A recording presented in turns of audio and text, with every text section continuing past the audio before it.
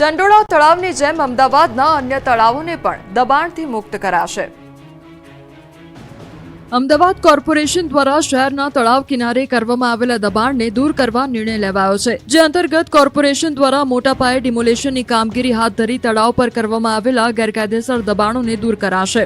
AMC દ્વારા mega drive હાથ ધરી ચંડોળા તળાવ, ઈસનપુર તળાવ, સરદારનગરમાં કમલ તળાવ, મુઠિયા ગામ, મુઠિયા તળાવ બાદ શહેરના અન્ય તળાવ પર દબાણ મુક્ત કરાશે। અગાઉ પણ કોર્પોરેશન દ્વારા સૌથી મોટું ડિમોલેશન હાથ ધરી ચંડોળા તળાવ આસપાસમાં 5000થી વધુ કાચા પાકા મકાનો અને કોમર્શિયલ એકમ ને દૂર કરવામાં આવ્યા હતા। તંત્ર દ્વારા ઈસનપુર વોર્ડમાં આવેલા તળાવ આસપાસના દબાણ દૂર કરવાની કાર્યવાહી હાથ ધરાઈ હતી, ત્યારે હવે ફરી એએમસી દ્વારા તળાવ પર કરવામાં આવેલા ગેરકાયદેસર દબાણોને દૂર કરવા એક્શન પ્લાન તૈયાર કરાયો છે। તંત્ર દ્વારા શહેરના તમામ તળાવ આસપાસ કરવામાં આવેલા દબાણોને સર્વે કરવામાં આવશે અને બાદમાં જે લોકોએ બાંધકામ કર્યું છે તેમને નોટિસ આપવામાં આવશે। તંત્ર દ્વારા એ પણ નિર્ણય કરાયો છે કે જો વૈકલ્પિક વ્યવસ્થા આપી શકાય એમ હશે તો તેમને સરકારી આવાસ પણ અપાશે। અમદાવાદ શહેરના તળાવોનું રીડેવલપમેન્ટ કરી વરસાદી પાણીનો નિકાલ કરવો અને પાણીનો સંગ્રહ કરી પાણીના સ્તર ઊંચા લાવવા પ્રયાસ કરાશે।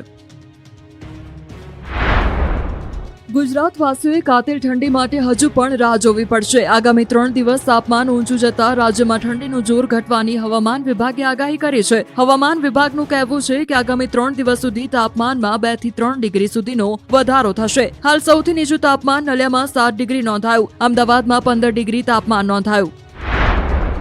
ડાંગના સાપુતારા ખાતે જોખમી રીતે નૌકા વિહાર કરતા પ્રવાસીઓનો વિડીયો વાયરલ થયો છે। બોટિંગ દરમિયાન તળાવ વચ્ચે બોટમાં મસ્તી કરતા પ્રવાસીઓ કેમેરામાં કેદ થયા છે। વિડીયો સામે આવતા જ સર્પગંગા તળાવમાં પ્રવાસીઓની સુરક્ષાને લઈ કોઈ વ્યવસ્થા ન હોવાના આરોપો સાથે સવાલ ઉભા થઈ રહ્યા છે।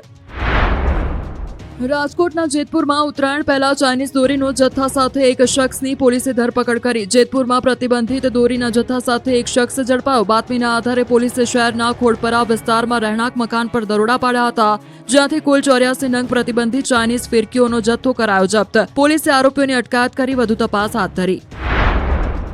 બનાસકાંઠાના દિયોદરમાં આવતીકાલે ઠાકોર સમાજનું મળશે મહાસંમેલન। ઓગળમાં યોજાનારા મહાસંમેલનમાં સામાજિક બંધારણની થશે રચના। ઉત્તર ગુજરાતના 27 તાલુકામાંથી સમાજના લોકો જોડાશે। પાટણ, બનાસકાંઠા, વાવ, થરાદ જિલ્લામાં ઠાકોર સમાજનું નવું બંધારણ રચાશે। 16 જેટલા સામાજિક મુદ્દાઓની ચર્ચા અને અમલીકરણ થશે।